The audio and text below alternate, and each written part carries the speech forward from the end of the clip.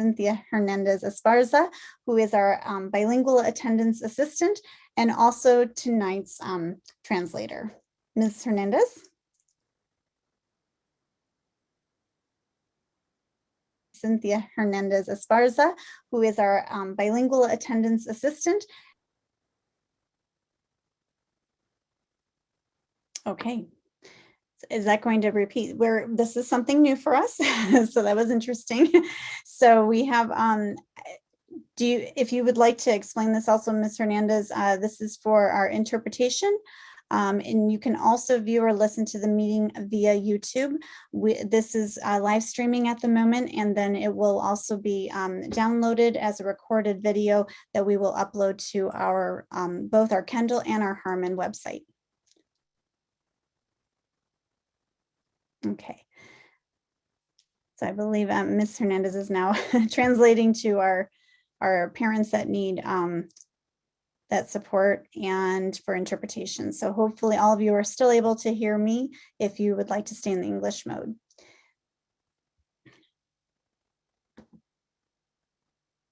All right, I believe, Ms. Maroney, I think we can go to the next slide, hopefully. Ms. Hernandez, are we okay to go to the next slide? Okay, perfect. I just want to make sure. Thank you. All right.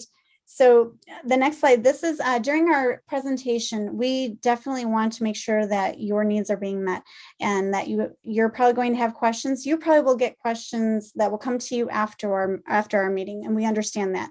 We're in that same boat. We have been developing questions throughout this whole process.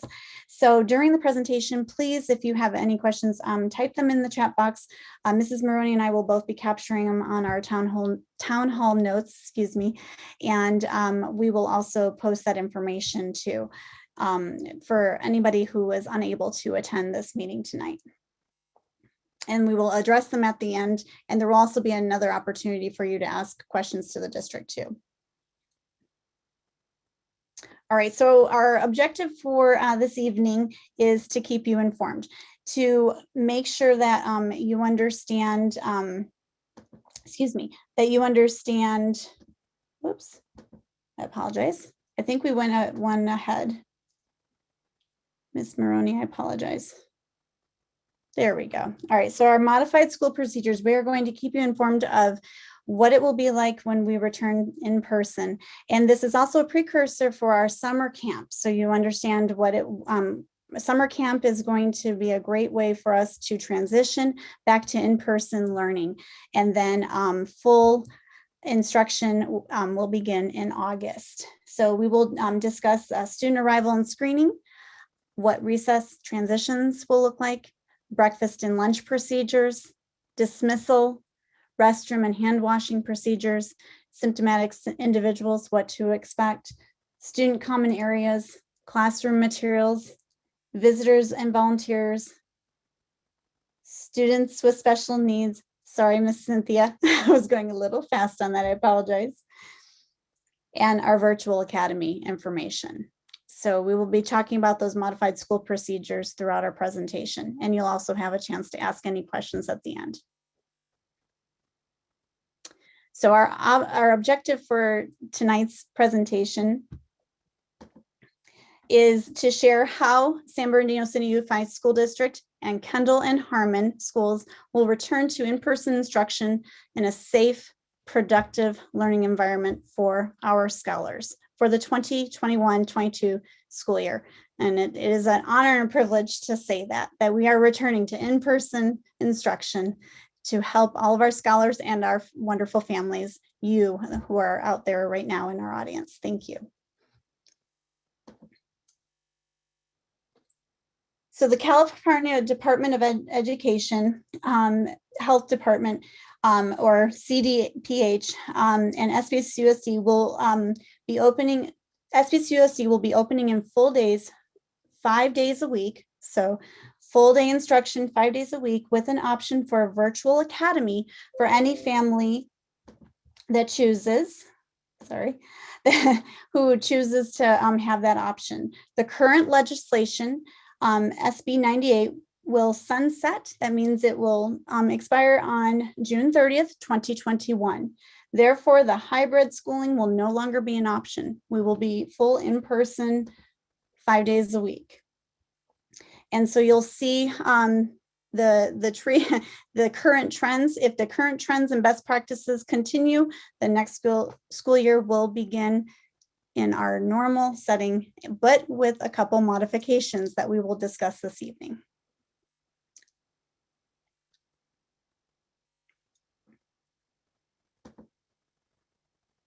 This is a video clip for, excuse me, that was put together from Mr. Eric Vatier, and is going to go over our district safety measures. And I believe Ms. Cynthia is going to translate for our participants.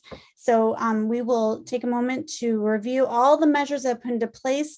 We have provided some pictures that are pertinent to Kendall, but please take, and Harmon, but please make sure you pay special attention to a lot of the safety updates that have been made over this past year. Okay, Ms. Maroney, thank you.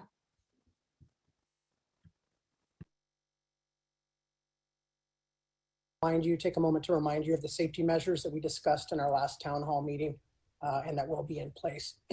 So our school district receives weekly and sometimes daily updates from our state and county public health officials.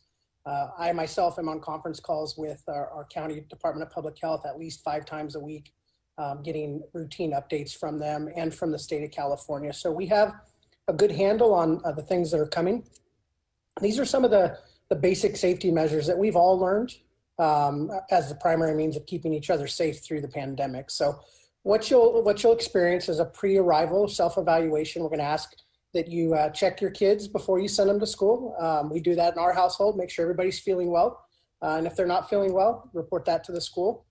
We will have pre-entry temperature scanning machines that will also check to see if the child and our staff are wearing their face coverings correctly. Face coverings are still mandatory. So there's been a lot of buzz out there about being vaccinated, not needing to wear it. We know in our environment, as far as education and in buildings and in a working environment, that face coverings are going to stay mandatory for a little while now. There will be exceptions and exemptions if your child or our staff member have a medical accommodation, and we'll work through that individually with you. One of our other guiding principles through COVID is minimizing large groups or mixing of groups. So we're going to try to keep the groups small and you know, together so that we don't have the mixing. And then should a child, you know, start exhibiting signs and symptoms of COVID or need to be evaluated, we'll have an isolation area within the school. We'll have staff there that's trained to evaluate them and talk to you as a parent, give you a call, find out what's going on, if it's allergies, if it's asthma, if it's something new, and so that we can work with you to keep your child in school. We're going to be avoiding the sharing of materials. So we're not going to have kids sharing a bunch of stuff. They'll all be assigned their items. The allowing for additional ventilation. So in all of our classrooms, we've placed HEPA air scrubbing units. So this is, in essence, giving us hospital grade air quality in the classrooms. So this is a huge endeavor. It was a huge step that we took to make sure that the air quality inside the classrooms is at top notch.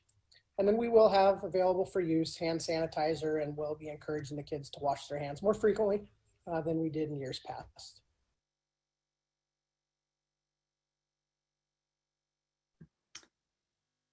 Okay, thank you. And I'm going to turn it over to Mrs. Maroney, and she will discuss our social emotional health and well-being, which will be a #1 priority for us as our students return. All right, thank you. So our district has taken several steps to prepare to address the social and emotional needs of our students. Let's see. Okay. There's a lot of benefit to focusing on what we call those SEL needs, such as it can bring, as you see listed, a decline in anxiety, as well as improving interpersonal skills and academic performance. So as a result, proactively addressing the social, emotional, and mental health needs of our staff and students, the district is planning to provide SEL instruction school-wide for our K through 8, as well as our high schools will do our 9th through 12th grade students. Also, those of you who have signed your students up for the summer school program, your students will also be participating in those daily social emotional learning lessons to help them as they adjust to coming back to in-person schooling. Our district has also been working with preparing our school counselors to provide small group instruction to support to support anxiety and depression by helping students to learn some coping strategies. And we have been working with our counselor, Mr. Sanchez, on site as well to get ready for that. We also have available through our district, the Heart Team, and they can provide mental health therapy, as well as our partnerships with Victor Community Outreach and IEHP Navigators. Okay. We also continue to have support through something that is called our Youth Mental Health First Aid Trainings, which is something that is offered to all district employees. Okay. So all of our district students will benefit from social emotional development. We have lessons dedicated to student SEL development, and these will be utilized both in the classroom as well as outside of the classroom. We are also setting high expectations and providing high levels of support to ensure that our students can achieve and utilize proactive, instructive, and restorative classroom practices. Our site PBIS team has been working all year long actually to prepare our staff and to prepare trainings for our staff on these practices in order to support our students. Also academically, we're working with our teachers to choose instructional practices that are inclusive, engaging, and relevant. Some that you might know are cooperative learning, classroom discussions, as well as practicing new skills. Okay. Should some of our students need additional SEL support, we do have our counselor, Mr. Sanchez, at our site, who is very good at supporting our students with interventions in small groups. He's learning coping strategies to help teach our students who are suffering from anxiety and depression, as well as he will be prepared to run self-management groups. And he also provides a lot of attendance support. Many of you have probably worked with him or talked with him in regards to students and attendance. Okay. Students can be identified for this additional support in many ways. It is a database decision, so we do look at referrals from teachers. Family members can also refer their child for additional support, and a student can also approach Mr. Sanchez or approach a teacher and let us know that they would like some additional support as well. A few of our students might need some individualized mental health therapy. And so beyond the school counselor, as mentioned before, we do have access to mental health therapy through the Heart Team from our Swiss department. We also have our community-based partnerships such as Victor Community Support Services or our Uplift Support Services. And these can be accessed through referral. Mr. Sanchez is our go-to person for those services. All right, and back to you, Ms. Silva. Thank you, Mrs. Maroney. So our physical health, this requires the school district or any district to develop a COVID safety plan that includes infection prevention measures and supports should a staff member or a student become ill while on campus. The district safety plan is in alignment with the California Department of Public Health and the San Bernardino County requirements. The screening, so daily pre-arrival screening questions should be asked before sending your students to school. So we call this a self-assessment at home. Do they have a fever? Do they have any COVID symptoms? Have they been in contact with anyone with COVID? And so we are asking our families to help us with that upon arriving to school. Upon arrival, upon arrival, students, staff, and visitors will complete daily temperature taking.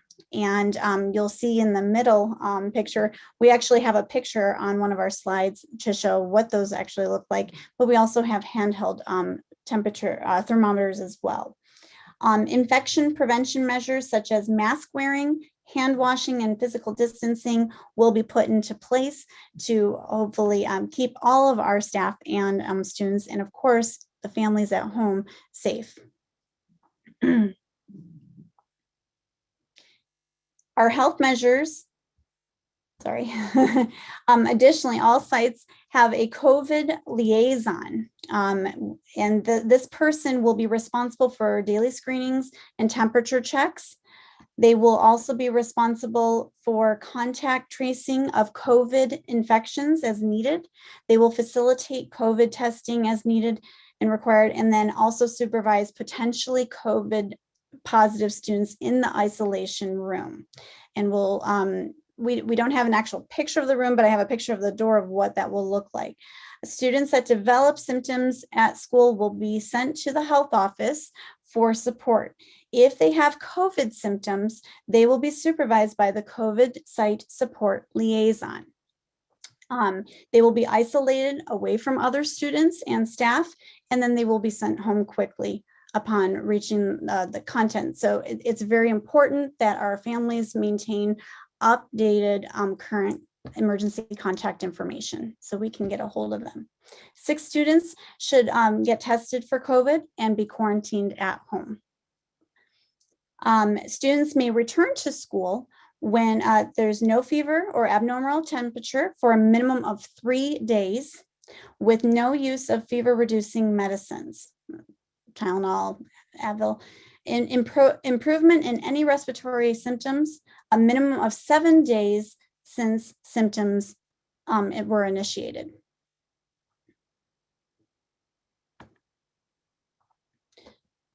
So the return to school. This is the Kendall and Harmon version. Okay, so this is what to expect when your scholars step foot on our campuses. So our Kendall students will enter through the main gate and walk to the cafeteria. Our Harmon students will wait on their buses until staff members, our support staff, pick them up and walk them to the office. At this time, the 3 feet of physical distancing will be in place between students. And it is required for the students and adults to be 6 feet distance. And then, so while they're in line, and you'll have, we have little footprints. I took a picture of it so you could see what that looks like to ensure that that 3 feet of spacing is ensured. Okay. And then here is our temperature scanner, one of them. This is actually in Kendall's cafeteria, and it probably looks familiar to some of you. And so I'm not standing exactly where you should. Your face would actually go in there. It's very easy for our little ones to scan their temperature, and it actually talks to them too. And it'll tell them their temperature and if everything is good. So it will probably be a fun way for the students to scan their temperature when they come onto campus. A very welcoming piece of technology, but of course it's to keep everyone safe. All right, so it's to Mrs. Maroney. Go ahead, Mrs. Maroney. All right, so that big question, what are we doing with breakfast and lunch? So of course we don't want to have all of our students gathered in the cafeteria as we normally would during the school year. So we do have a slight change here. Our official breakfast and lunch procedures will be determined in conjunction with our nutrition services. But the important thing to note is that at this time, our plan is for our Kendall students to pick up their breakfast during their intake. As you heard Ms. Silva mention, the intake is in our cafeteria, so they'll be going in there to get their temperatures taken. And then as far as where they will eat their meals, we have a couple of options. Initially, it will be in their classroom, and then we'll be able to explore having them eat their meals in a designated outdoor space. All the while, they need to be maintaining their physical distancing of 3 feet. Our lunch times will be staggered by class because we don't want all of the students going in to pick up their lunch at the same time. So it will be set to have one class going through the cafeteria at a time to pick up their lunches and then take them to their designated eating area. And then our Harmon students, as always, lunch is brought to them in the classroom. So that will be delivered to them. Okay. For our recess and transition procedures, our students will be permitted to play outside in their stable student groups. And what that means is within their class. So our plan is to keep classes from mixing together, but students within a class, they are allowed to play together when they're outside on the playground. We do have designated traffic flow pathways to assist our students in walking to and from the areas that they need to go and to support the physical distancing. At this time, our play structures are prohibited, but students will be allowed to play with smaller equipment such as balls or hula hoops, and those will be cleaned with our electrostatic sprayers that you've seen on Facebook to disinfect them between uses. Okay. And as you can see, Ms. Silva mentioned the footprints and the traffic flow areas. So here's an example on the left. You can see they have designated where our students would be walking if they're going to or from somewhere. You can also see on our doors, we have new occupancy limits, such as this one. It's a smaller room, so it says no more than 2 persons allowed. And we have reminders for our students to wear their face masks. The 6 feet of social distancing is still required between students and adults at this time, and reminders to wash hands frequently. Okay. As far as classroom procedures or materials, you did hear Mr. Vitier state in his video that students would have their own materials at this time. We are still planning for students to not share materials. So each student will have their own set of classroom materials that they are using, and that includes anything from writing utensils to manipulatives for math or for centers. The district has purchased for us small bins and cubbies to assist with storing each student's materials separately. So each student would have their own bin or their own cubby. Materials may also be stored in desks for our students that have the desks with the storage areas. Desks will not be shared. And then, as I mentioned, each student will have their own set of materials. For restroom and hand washing procedures, students will be reminded by their teacher or by their staff to wash their hands at key times throughout the day. And we've included some examples of when those key times would occur on the slide. So you can see before and after they eat, before and after they go to recess. Remember, we mentioned them playing with the equipment. We want them to wash their hands after that. After using the toilet, going to the restroom, and also after blowing their nose, coughing or sneezing, and also after touching garbage. And by that, we mean if they see something on the floor, like a paper or something in their classroom, and they pick it up and throw it away, we want them to wash their hands when they are finished. Okay. Also important to note is every classroom has been equipped with a hand sanitizing station. And many of our classrooms, most of them, in fact, do have sinks as well, where students will be encouraged to wash their hands, and our teachers will take them through this process and ensure that they are washing their hands several times throughout the day. Okay. As Mrs. Silva mentioned earlier, we will have a new staff person called a COVID site support liaison, and that's the person that will assist us when we do have individuals that are symptomatic. And so, as seen on the slide, that person is designated to screen our symptomatic individuals.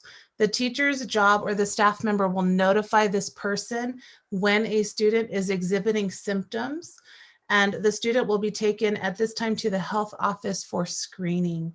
If the student does in fact have confirmed symptoms, they will wait in that isolation room with the liaison until a parent or guardian is able to come and pick them up. No students will be left unsupervised or left to wait alone. So for our student common areas, the procedures, the classes are going to have designated times to transition, to move to and from activities. So we're not crossing populations of our students. We want to make sure that we're maintaining that stable group that Mr. Vitier talked about and that we've talked about prior. Students must remain 3 feet apart from their peers. That's why I took a picture of the footprints.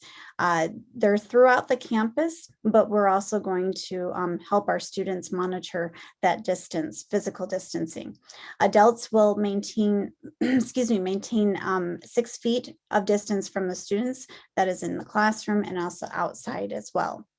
There will be signage and markers posted throughout our campus as reference guides for our students and also for our staff members, our adults on campus. And you'll see some of them there's like sticker based, so we're going to try and make sure that they stay adhered to the surface, but we will make sure that signage and information is throughout. And the students will also receive an orientation on what to expect when they are moving to and from activities. Our dismissal procedures, and we were putting this into effect anyways, even pre-COVID, because we know, and as most of you know, some of you who have been here for a long time at Kendall and Harmon, the dismissal procedures are a little chaotic sometimes at the end of the day. So we were putting in procedures already, and it actually worked perfectly with this. So parents will receive notification prior to the first day of school, and they will receive the dismissal procedures via the packet, and also a map too. Our pre-K, TK, and K students will dismiss from the Harmon building. For those of you who don't know, our kindergarten, we have both of our kindergarten classes now at the Harmon building. We had one before, now I see some clapping. We have both of our kindergarten classes at the Harmon building. So our pre-K, TK, and K students will dismiss from there. Students with classrooms on the Kendall campus will have an assigned dismissal zone or dismissal gate. And students in classrooms in the Carmack building, because remember we have 3 buildings, will be released from the Carmack playground area. So we're hoping that dismissing from different strategic points will prohibit the crossing of our stable groups that we're trying to keep. Older students, because we're ensuring that our scholars are very responsible, our older students will walk to their siblings' classroom, or they're going to have the older students walk to the siblings' dismissal gate. And then parents, guardians, and family members will wait outside of the gates, of course, adhering to the physical distancing. In most cases, you'll be in a vehicle anyway, but if you are standing outside the gate, we are asking that you have your mask on and also the physical distancing of the 6 feet. Our visitor volunteer procedures, we are encouraging, we're welcoming our parents, our family members to volunteer. And if you are interested in volunteering next year, because I know it's going to be very difficult, you've been with your children for this whole time, and so you'll probably want to volunteer and continue this co-teaching process with the teachers that you have experienced this past year. So volunteers must complete, like before, a background check prior to volunteering, and you'll go through that process. Having a hard time talking tonight, I apologize. Visitors and volunteers will be screened and then required to check in at the office. So there is a screening technology as well in the office, and there will be a picture in just a minute so you can see what that looks like on the Kendall side. We also have it on the Harmon side too. And so you will check in via our Raptor as well. And then the school buildings are currently closed, just so you know, and also during summer camp too, are currently closed to the public, and parents will be notified when we are able to allow non-staff members on campus. Right now, we're just slowly bringing our staff members back on campus, but as soon as the new school year starts, we will be welcoming our volunteers back into our classrooms, and we just ask that you adhere to our safety measures that we have in place. And here you go, here's some pictures. So on the left-hand side is and you'll see also our occupancy is 6, because our office is very small. I just put Kendall's on here. I didn't want to overwhelm because there are a lot of slides, but most of you are very familiar with Harmon's single point of entry. This is brand new to us, our single point of entry. And because this pretty much was finalized during COVID. And you'll see, you will ring the doorbell to enter the building, and one of the ladies in our office will answer the call or the doorbell, and you'll be buzzed in. And At that point, you will do the temperature screening and answering of those questions. And if you are signing in to volunteer, you will sign in through the Raptor system.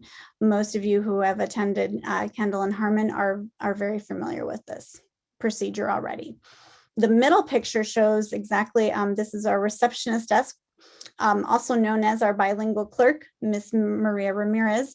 This is her desk right here with the plexiglass you can see for the safety measures.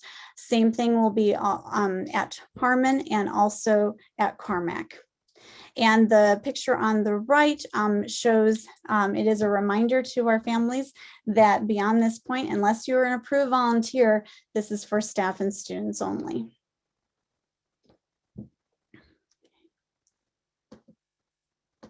Sorry, I'm trying to get mine.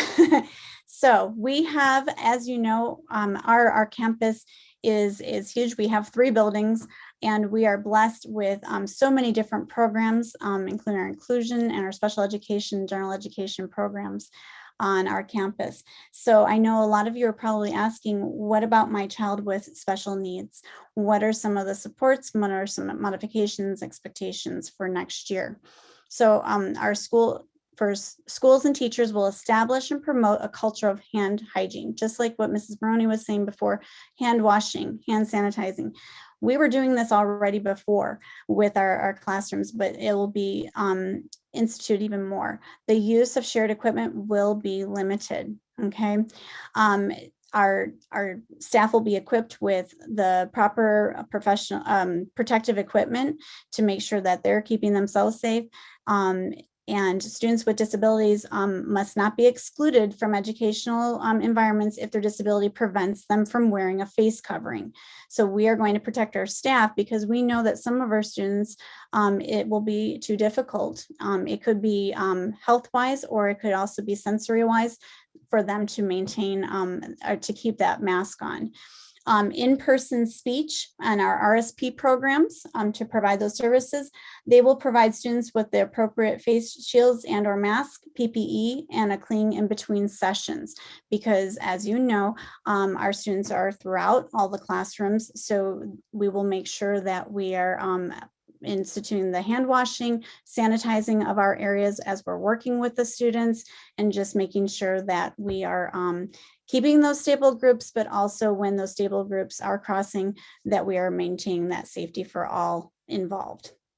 Our sensory rooms, which we do have one at Harmon that most of our parents are familiar with, they will be utilized with proper masking, social distancing, and disinfection, because they are critical they're essential for our students and their growth.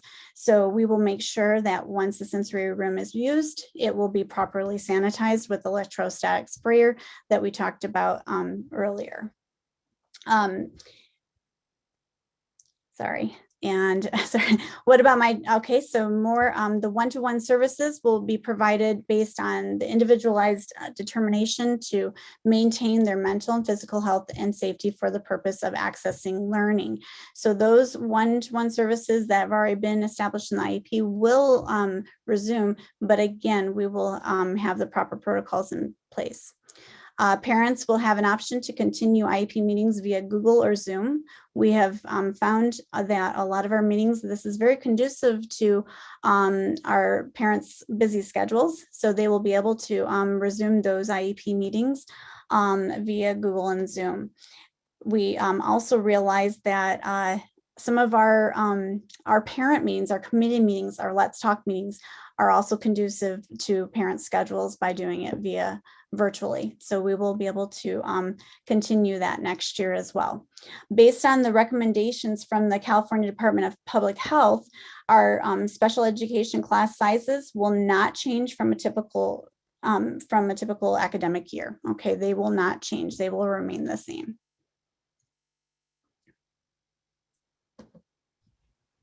And Mrs. Maroney, you get to speak about our virtual academy. So we do have a new option coming up for the 21-22 school year, and that is a virtual academy. And that is just like it sounds. It's a virtual school that offers an independent study program.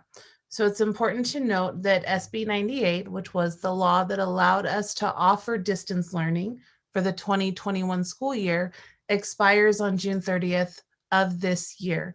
Once it expires, Ed Code will only allow districts to offer an education virtually through an independent study program.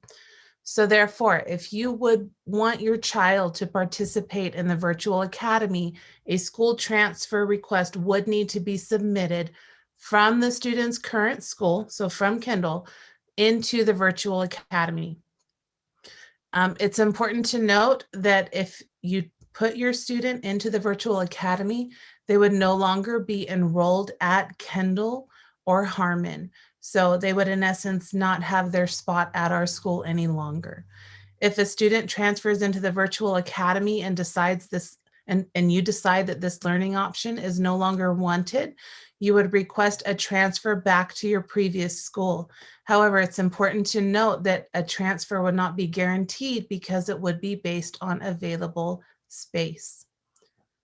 To accommodate the variety of needs, our district is offering 3 options, and this is what you see on the slide.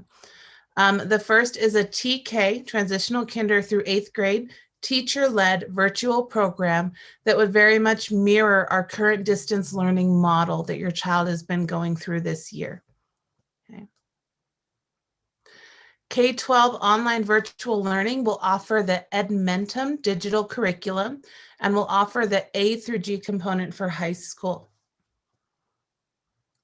TK through 12 traditional independent studies requires more parent support and teaching for the younger students and has the least amount of direct instruction from the teachers.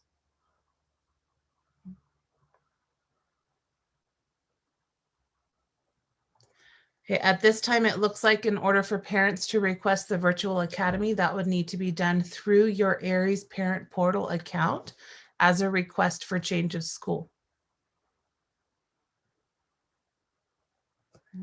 Contact information is also provided on this slide if you need more information, or you can reach out to our Kendall office if you would like more information on the virtual academy.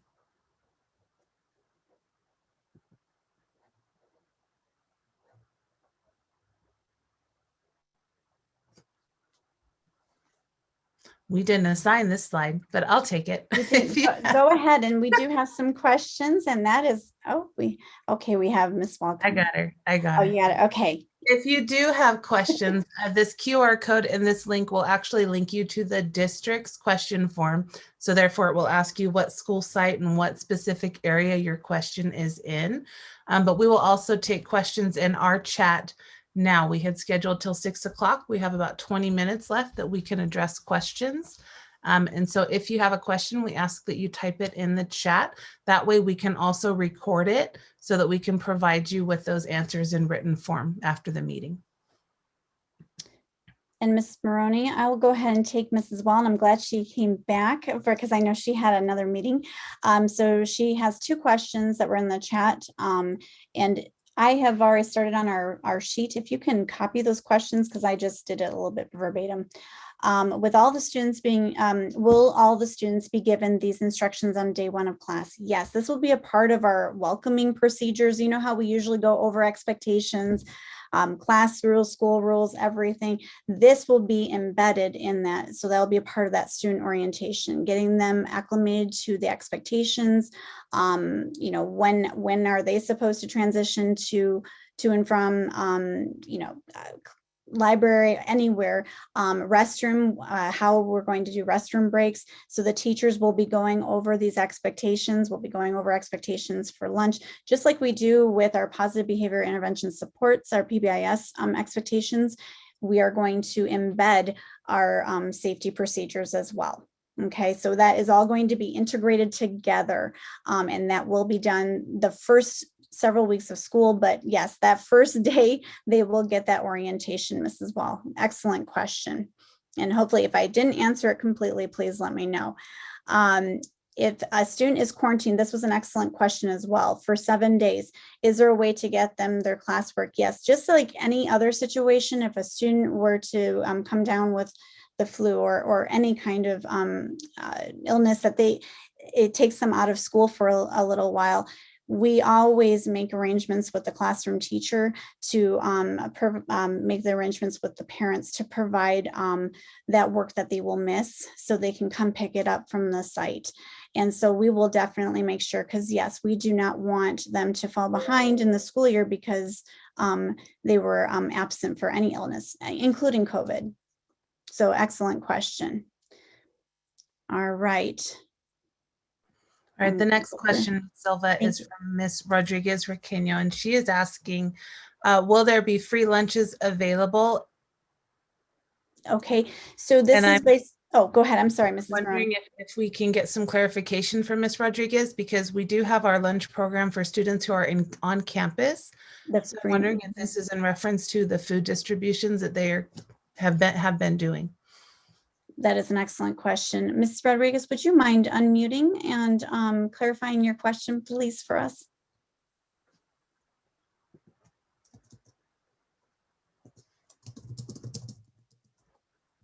Is she in?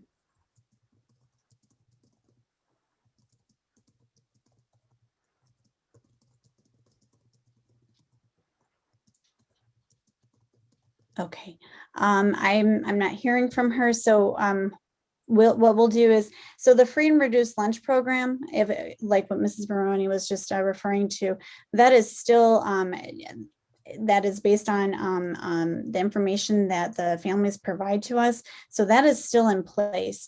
If they're talking about the food distribution, that will still also take place, but at designated sites, I believe. And Mr. Chavez, okay, I see his head nodding, so yes. I cannot do that. Please. That would be yes, great. the summer distribution, meal distribution is going to happen only, it happened during the spring break. It was on Wednesdays, and it were 12 selective sites. There's more information coming to you in the following weeks, where they're going to give you the exact information on which sites are going to be distributing lunches, meals, 1 day a week on Wednesdays at different sites. And so you will have that information eventually, hopefully next week. And Miss Rodriguez did respond. That was my fault. I didn't give her permission to unmute. Oh. It was in reference to the lunch program, and if they would need to fill out an application to participate in that. And then there was also a second question: is there a limit to how many adults can bring a child to school? Well, again, this kind of goes in hand with the physical distancing. So the more adults that are on campus, we do need to make sure that we're maintaining that 6 feet of distance between adults and students. So I would just recommend, and I know that first day we want to say, see our little ones off to school. I completely understand that. I'm a parent myself, so is Mrs. Maroney, but we also need to keep in mind that we will need to maintain that physical distancing too. So I can't say there is a limit, but we just need to be mindful of that so we can maintain that physical distancing. And hopefully, Ms. Rodriguez, hopefully now you're able to unmute. Did we answer your questions fully?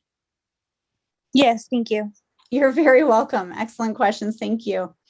Okay, our next question: if the same amount of kids will be put in one class, will they be sitting a distance from each other, or will they be sitting right next to each other like before? Excellent question.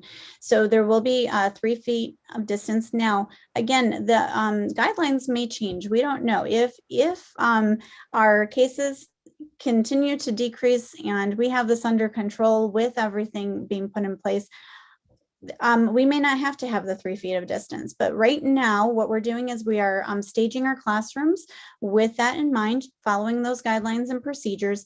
And so it will be the same number of students, correct, as it has been in the past, and they will be 3 feet distance. So, but they're going to be set up pretty much, I want to say the traditional sense, like how the traditional classroom was set up in rows, but we will make sure we maintain that. Hopefully those guidelines change and we can get back to our collaborative group settings where your students are sitting right next to each other and collaborating, working together. So hopefully, Ms. Medell, did I answer your question fully with that? And hopefully she might. Yes, you did. Okay, perfect. Thank you so very much. Excellent question. And Ms. Santos, are there partitions in the classrooms? So at this point, no, there are no, at our site, we do not have any partitions. We do have some plexiglass. If we need to put plexiglass in between certain stations, we can do that. But right now, the partitions or plexiglass are just in our receptionist, our main office area. And, but again, if the guidelines get strict again, more stringent, then we will put those back into place. But no, our furniture has been returned and is being set up just like a normal, and like I say, I want to say traditional sense of a classroom setup. So at this point, no, there aren't any partitions on our 3 campuses. And hopefully that answered your question, Ms. Santos. Okay, Ms. Baruman, and that is okay. We understand. We all have very busy lives. Let's see, what is the protocol when students are in the classroom? So again, hopefully I already answered it, but it's maintaining that 3 feet of distance. We have, just to give a quick summary, we have the HEPA air, they're air scrubbers. So it's constantly circulating that air and filtering it. So to make sure it's clean and sanitized air for our students and our staff. We have hand sanitizing stations. And they're strategically placed at the exit door or the entrance door. So when students come in or leave, they can sanitize their hands.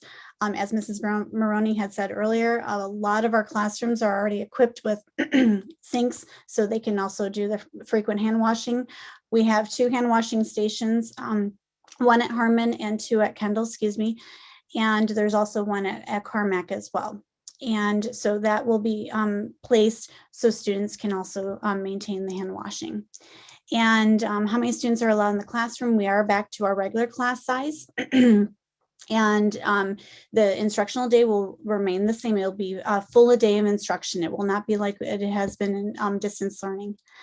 And I'm just going to throw a little plug in there. I hope this is okay, Mrs. Maroney and Mr. Chavez, but I just want to let for those of you who are incoming kindergarten, you're going to be getting a letter already, but we have just been approved. We are moving to full day kindergarten at Kendall and Harmon. So we have 2 kindergarten classes and they're both going to be full day. So I just wanted to kind of put that plug in there. That was a perfect question, Ms. Baruman. So kindergarten, full day instruction. Yes, and that will be a great thing for our little scholars to have a full day of learning and enrichment and growth with our amazing kindergarten teachers. So again, full day instruction, 5 days a week. And then thank you, Mr. Rodriguez. Sorry about that unmuting. When we have control over here, we forget sometimes. Let's see here. Mrs. Wall, are you still, yes, the free and reduced lunch application, yes, that's still in effect. And I believe all that information gets updated through the Aries Parent Portal. So please, families, make sure that you update that information. If you haven't started an Aries Parent Portal account, great time to start. So please make sure you get that access. And that is the greatest way to keep your emergency contact information up to date so our offices can always be in contact with you.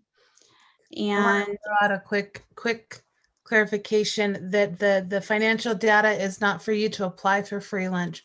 Having the financial data is what allows us to continue to get that pay for all of our students to have free lunch. So we appreciate your support in maintaining that program. Yes, thank you. Thank you, Mrs. Maroney, for that clarification. And again, that information is collected through that Aries Parent Portal through the questions that they ask. And Ms. Medell, yes, a good question. Will my child still be able to take her own lunch? Yes, definitely. Again, the lunch as of right now, like Mrs. Maroney had said earlier, it will either take place in the classroom or designated outside lunch areas. If you have a student, this goes to all of our families, if you have a student that is in our summer camp program, again, all these expectations are going to be implemented June 7th when they come for summer school, for summer camp. And so they will get a grab grab and go breakfast and a grab and go lunch, and they will eat it in their designated classroom, and there will be trash cans outside to minimize the trash and also the potential hazards of having insects and stuff come into the classrooms. We're going to make sure we maintain that all outside. So again, if they want to bring their own personal lunch, because I understand with picky eaters and food allergies and stuff, completely understand that. That is fine, but they will be eating it in the designated areas. Ms. Varela, in 2019, all students received free bread. Okay, so I think Mrs. Maroney already answered that. Again, the information that we collect from you allows us to be able to be eligible for that grant. And I'm going to keep going down. Okay, so Ms. Mosqueda, very excellent question. Who will monitor how many children are allowed in the restrooms? Because yes, we do have the capacity on the signs. So we are allowed to, we have our rec aides. We are going to be able to provide additional time too for our support staff. And so we will have designated adults monitoring the use, and also scheduled restroom break times for our classrooms to be able to use it to kind of hopefully prevent too many students going into the restroom at the time. So we will have supervision, schedules, and that ongoing monitoring, and also the frequent sanitization of the restrooms as well. And let me see, did I miss part of that question? They're all in different classrooms. How would the team? Okay, so that goes again, Ms. Mosqueda, with the schedules and adhering to those as much as possible. And then we would also have, I guess you can call them restroom monitors. We would have people monitoring the hallways and restrooms. And the common areas will be, now we don't have very many common areas. We have the cafeteria, which is one of our common areas. That is cleaned daily. Restrooms, another common area, daily cleaning. Our playground equipment, playground area, that'll be daily as well, depending on what the guidelines are allowing us to do. But of course, the equipment area, the equipment that will be used will be daily cleaned daily, excuse me. Other than that, we really don't have we don't have a lot of common areas like other campuses. For those of you who are familiar with Harmon, we do have an indoor playground. Again, that will be sanitized daily.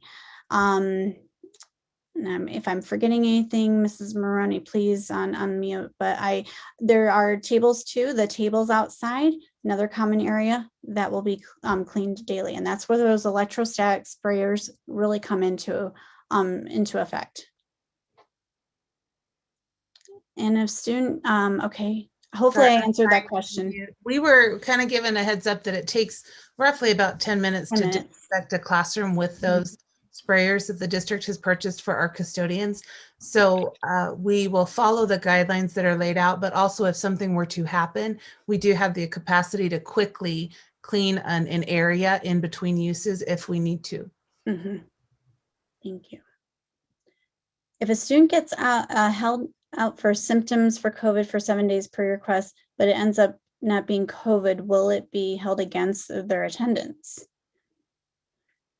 That's an excellent question. And Mr. Chavez, I'm going to look to you for your guidance with this one. This is an excellent question. Yeah, you're going to get more information about the attendance. Right now, what is happening is COVID is a normal sickness. It's an illness like any other illnesses. So yes, you will have to have the if you need to isolate because to prevent from spreading the virus, you will have to have that. But that doesn't mean they're going to have attendance problems because we know why your student is absent.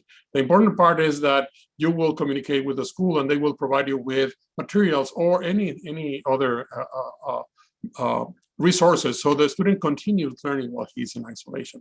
But right now, what is required by the California Department of Public Health is that students or anybody that has COVID has to isolate for at least 7 days. If you are vaccinated, or once we are able to vaccinate our kids, then that reduces a lot the time that you have to be isolated. So that's one of the things that is encouraging if you decide to vaccinate your kids. That will reduce a lot. And when you have that contact tracing, that person that is going to be following up with you, they will give you more information on how long and what do you have to do. But yes, attendance, we don't want to spread the virus or any other viruses as it is. And so it's like any other illness. You will be absent, but you can communicate with the school to provide resources for that. Excellent. Thank you, Mr. Chavez. And I might need your help with this next one as well. Ms. Moreno, this is an excellent question. And thank you, Ms. Bucks. Okay, Kelsey. I always say your name incorrectly. I apologize, Jasmine. But Mrs. Moreno, and I'm glad that you're asking the question about the transportation too, especially for our special education students. So the rules of transportation as to the children that take the bus.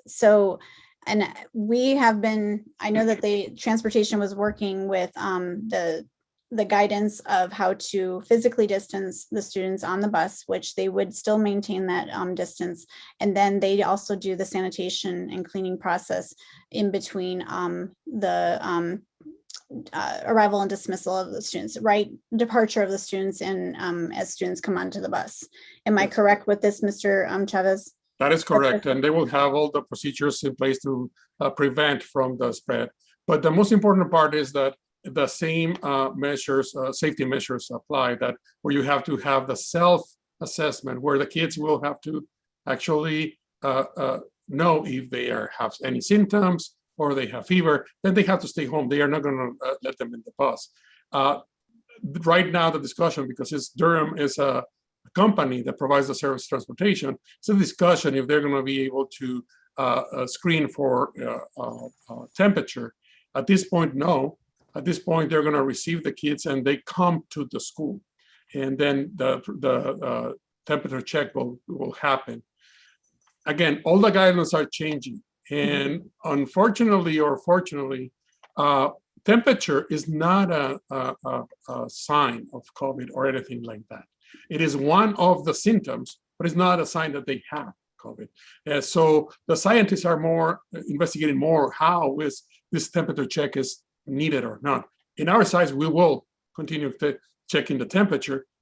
In the buses, because it's a company that provides services to the district, we cannot force many of the things, but they will have to be creating preventive measures. Another thing is kids should be wearing the mask all the time, and they will be sit on a 3-foot distance between them. So they are working on all those calculations of how many buses they need and those type of things. If a kid is being bused, you will get more information from transportation on what the procedures are and what you have to do and all the information related to the bus schedules. Thank you, Mr. Chavez. And we know many of our students with special needs whom ride the bus, we just, as parents, we'll just need to make sure that we are doing that self-assessment for our student, especially if they're unable to articulate to an adult that they're not feeling well, just making sure that you're doing that self-assessment for your child. If they're unable to wear the mask or keep the mask on, which we know some of our students are going to have trouble with that, just making sure that you communicate with the transportation, I would recommend that, and so that they're aware. And a lot of the transportation, the drivers and the attendants, they know our students pretty well, but I know that some of them, we've had guests. So just keeping that communication, which I know our parents do an excellent job of communicating with the department. So just maintain that communication, and hopefully, Mrs. Moreno, that answers your question. And thank you, Mr. Chavez. I just want to add something. You know that the debate for wearing mask and everything is right now in the politics and everything like that. Mm-hmm. And the governor is opening the economy and opening the state, and we don't know what that entitles. At this point, at our sites, we will require the wearing masks. Outside and everything else is maybe not happening. So we will have to have that discussion when it happens. And again, this pandemic has been really a challenge when they change our guidelines every week.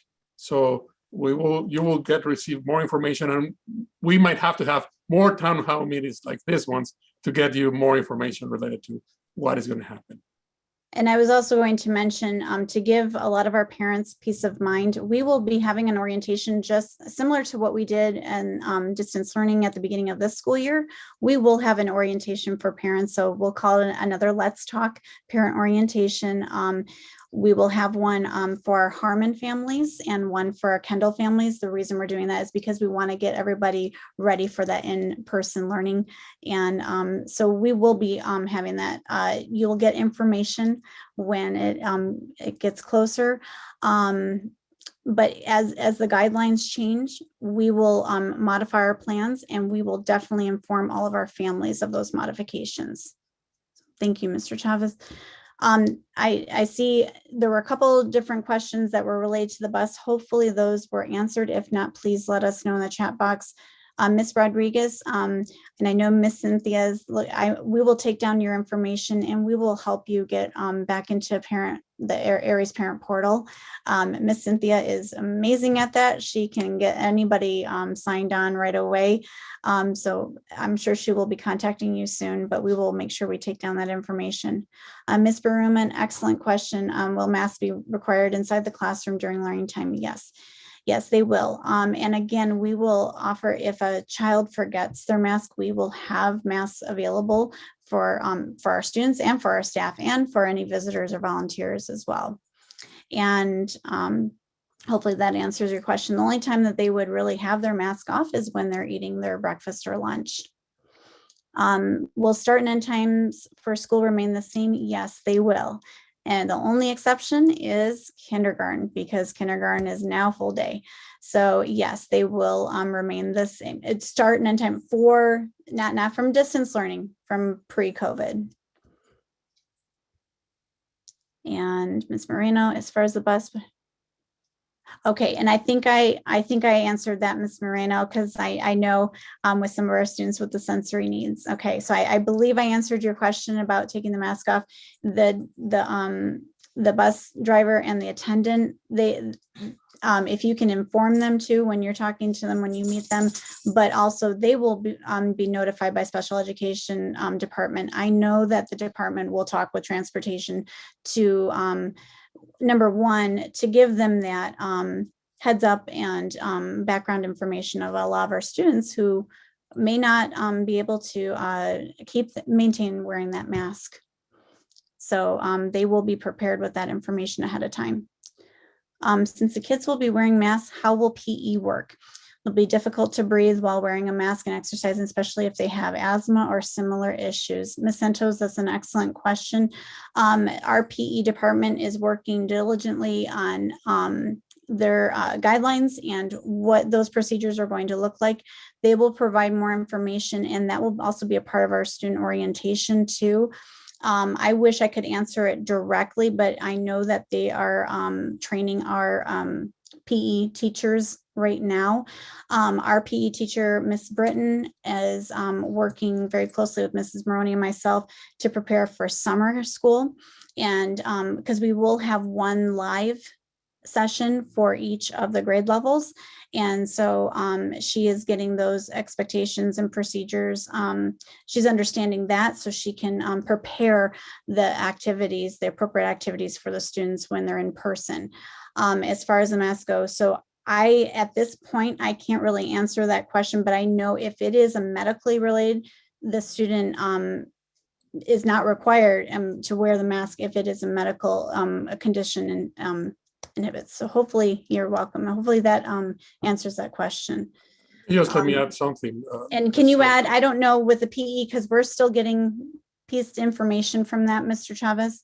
Yes, and you were correct. The PE department is working on the guidelines. And again, as I said before, the guidelines are changing, and we don't know what are the expectations. So it will be very important that you come to that orientation when the Mrs. Maroney organize it, so you have more information about that. Is more likely, and I'm not saying, and don't say that I said that. It's more likely that outside they will not need masks. So that's how they are leaning towards the guidelines that I have read. But it hasn't been decided. But just for your peace of mind, it's more likely that when they're doing sports or in recess even, they might not ask them to be wearing masks as long as they keep on their small groups. And it is important for you to know that we are trying to accommodate to the needs of all students. When they cannot wear a mask because of asthma or something like that, your school already knows, and your school knows that they have some health challenges, and they will know that if the kid needs to move the mask down, they have to do it. We cannot prevent a student from not breathing. That's what we need the kids to breathe so they can learn and they can grow. And so that's one of the biggest pieces. So don't feel that this mask is going to be affecting your child. If it's a medical condition, please, if the school doesn't know, let them know so they prepare and they inform the teachers that this kid might need to do that. So it's important for you to know that our safety is the number one priority, but the health of our students is also at the same level. So just make sure of that. Excellent. Thank you, Mr. Chavez. And I hope, Ms. Baruman, that answered your question as well, what Mr. Chavez was saying. So we are under the understanding that the mask mandate will be lifted or is more likely to be lifted. But again, our district is standing firm with the mask will be worn on our school campuses all throughout the district. If those guidelines change based on whatever the CDC or the CDE provide for us, then we will definitely make, like I said, make changes to our plan, and we will inform our parents once. So if that happens prior to summer camp, we will let our parents know. And just so you know, our letters are going out next week, at the beginning of next week, because we have finalized our sections, our courses today. I think we're finalizing them tomorrow. Miss Cynthia has been working very hard on that. And those letters will go out next week. But if any information changes or guidelines change, we will definitely inform our families that are going to attend summer camp. And same with our families that will be returning on the first day of school for August 2nd. But we will provide that orientation meeting. So please, keep an eye out for that information. And we will provide that date with you before school ends too, so you can mark it on your calendars. Can someone from Miss Andrea, I have questioned my son's, okay. Okay, wonderful. Yes, we will make note of that. Ms. Lopez, thank you very much. And we will have someone from Harmon contact you tomorrow with to answer your question. And I'm seeing that I believe we answered everything in the chat box. We want to make sure that we answer all of your questions. And again, some of your questions may not come up until later on when you have a chance to process all of this and talk it over with the rest of the family. And then that's when the questions arise. So if you do have any questions, you can enter, I believe that questionnaire. And then also we have on our website, you can always do an email. If you have a question, you can click on that and it will directly send the question to myself or Mrs. Maroney. And we will be able to provide an answer hopefully to you right away. Are there any other questions before we conclude our meeting? And we really do appreciate all of you taking the time this evening to meet with us, and please spread the word that you're very welcome. Thank you, Ms. Santos. We just appreciate it. And I just want to say thank you to Mrs. Maroney. She has helped me out so much. We have worked so closely together this year, but so far apart. It has been an interesting year, and just can't thank our at my admin team and our office teams on both campuses for all their support. And yes, thank you very much, parents. We just appreciate our families so very much. Parents and guardians, we know how hard you have been working this year as well with our teachers. You're very well. We're looking forward to having you back next year. And Mr. Chavez, thank you for taking the time to be here with us. You helped answer some of those questions I might have had to send to you in an email. So thank you very much for being here today. It's a pleasure, and it's a pleasure to support your community, the Kendall and Harmon community, and you and Ms. Maroney especially. And I'm very glad. Anytime you have a question, please just shoot it, and we'll be here to answer. If we don't Yes. know, we'll invent it. That's Yes, for sure. definitely, definitely. And we'll find, and like Mr. Chavez said, things are constantly changing and we are just changing with it. So we're, our plan keeps changing as well, but we will make sure our number one priority is the safety of all of our students. And then once we have them safe, we can educate them and get them to where they need to be. And that is for all of our students, every single kangaroo and every single bear cub that we have on our campus. So thank you so much for entrusting us with your scholars. And we hope all of you have a wonderful evening. And Mrs. Maroney, do you have any final words for our wonderful team that joined us today? You are all amazing. We have seen so much from our parents this year, so much support and encouragement and communication. Thank you so much for everything that you have done for your children this year. It's been a pleasure working with you, and we are absolutely excited to see our children in person next school year. All right, wonderful. And I think we'll see some of you, well, hopefully most of you or all of you for our distribution days, June 1st, 2nd, and 3rd. And so information will be coming out about that. Several of your scholars will be getting awards. And so there will also be picture opportunities too, because we know we didn't have school pictures this year. So, have your camera ready and you can drive, stop, take a picture of your scholar and we're really excited and we just can't wait to get back in person with everyone. So thank you. Thank you so much and be safe everyone and have a wonderful evening. And thank you, Cynthia. I know I've been talking way too much and you have